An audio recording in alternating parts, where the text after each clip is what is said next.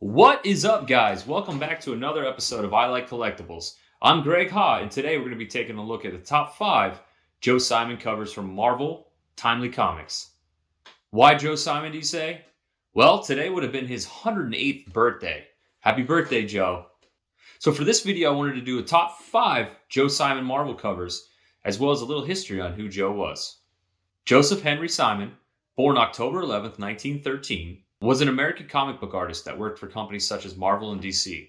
He created and co-created many important characters during the 1930s and 1940s, which is now known as the Golden Age of comics. He also served as the first editor for Timely Comics, which would later go on to become Marvel Comics. With his partner, Jack Kirby, he co-created the one and only Captain America, which has proven to be one of the most enduring superheroes, on the same level as heroes like Batman, Superman, and Spider-Man. Joe also worked extensively for other companies, especially at DC, where he worked on titles like Sandman, Sandy and the Golden Boy, Newsboy Legion, The Boy Commandos, and Manhunter, the last 3 of which he helped co-create. In the 1940s, he was creating many romantic books, but he was also one of the earliest pioneers of horror comic books. Joe would go on to create his own company, Sick, in 1960, and would later go back to DC to work in the 1970s. Simon would later be inducted into the Will Eisner Hall of Fame in 1999. Simon is regarded by many, as well as myself, as one of the greatest comic cover creators of all time.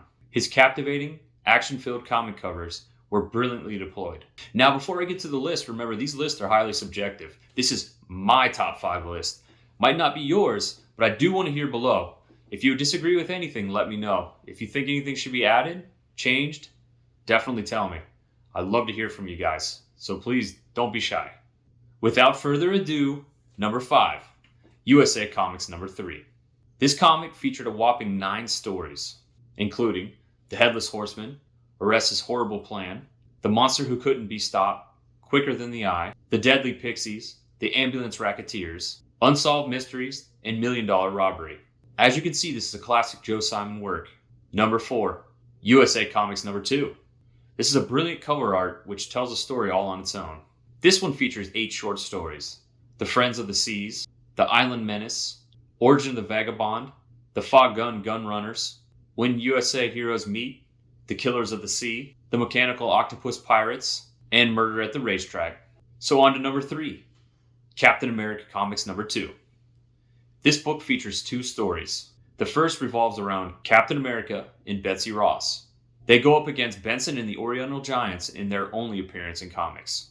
The second story, The Ageless Orientals That Wouldn't Die, features Cap and Bucky Barnes as they go up against the Nazis. Number 2, All Winners number 2. This one features the Human Torch and Toro as they go up against Mr. Howe, Price, and Jimmy Mack.